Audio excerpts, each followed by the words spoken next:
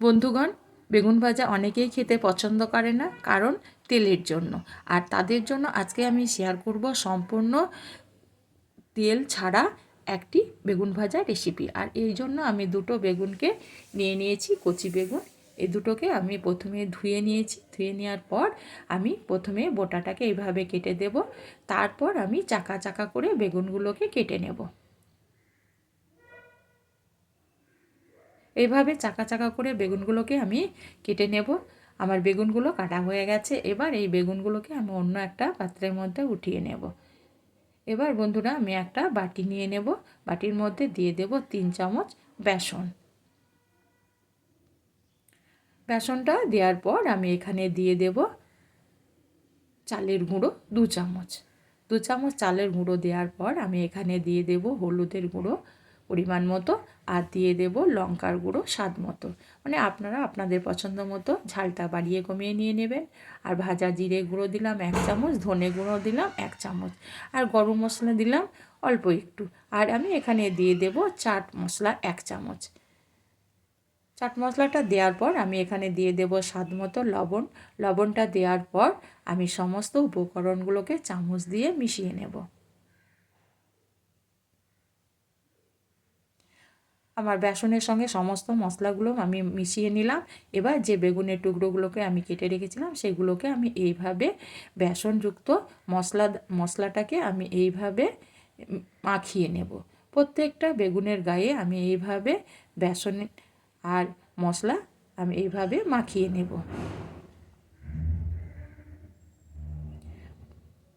হ্যাঁ বন্ধুরা, এইভাবে মশলা মাখিয়ে আমি এই বেগুনগুলোকে মিনিট 5 রেখে দেব। তাহলে মশলাগুলো বেগুনের মধ্যে ঢুকবে।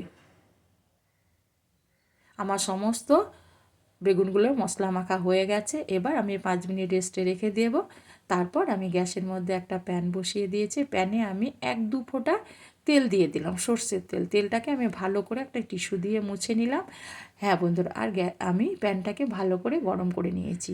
এবার আমি এক এক করে বেগুনগুলোকে দিয়ে দিলাম মশলা মাখানো। এবার ঢাকা দিয়ে আমি মিনিট 3 রান্না করে নেব। 3 মিনিট পর আমি ফিরে এলাম। দেখুন বন্ধুরা, এবার আমি উল্টিয়ে দেখিয়ে দিচ্ছি। দেখুন আমার এক পিঠ সুন্দর ভাজা হয়ে গেছে। এবার আমি সমস্ত বেগুনের টুকরোগুলোকে আমি উল্টিয়ে দেব।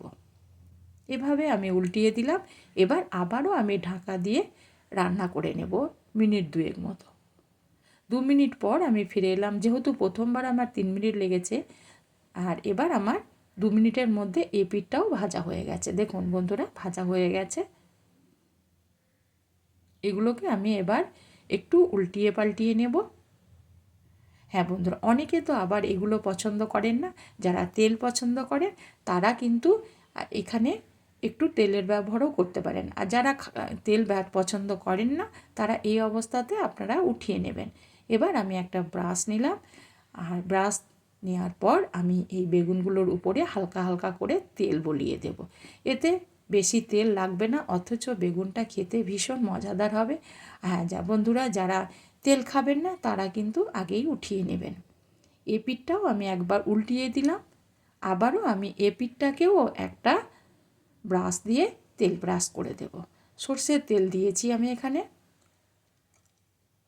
এবার এটাকেও আমি একবার ঘুরিয়ে নেব। ঘুরিয়ে নেওয়ার ফলে তেলটা আমার ভাজা হয়ে যাবে।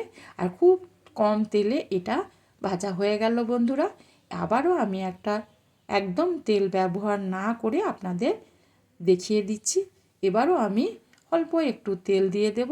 দিয়ে আমি মুছে নেব কড়াইটাকে বা প্যানটাকে। হ্যাঁ, ভালো করে আমি এটাকে মুছিয়ে নেব। মুছে নেওয়ার পর আমি এক এক করে দিয়ে দেব বেগুনের টুকরোগুলোকে। আর গরম ভাতের সঙ্গে ভীষণ মজাদার একটি বেগুন ভাজা রেসিপি। এবার আমি আবারও মিনিট 3 রেখে দেওয়ার পর আমি আবারও উল্টিয়ে দিলাম। দেখুন বন্ধুরা, এক পিঠ আমার ভাজা হয়ে গেছে, অথচ ভীষণ নরম, একদম সেদ্ধ হয়ে যায়। আবারও আমি এটাকে ঢাকা দিয়ে দিলাম। 2 মিনিট পর আমি ফিরে এলাম। দেখুন বন্ধুরা, কত সুন্দর নরম হয়ে গেছে, খেতে কিন্তু ভীষণ মজাদার। এবার আমি এখানে তেলের ব্যবহার করব না। আমি এটা কোনো তেল ব্যবহার না করেই ভেজে নেব।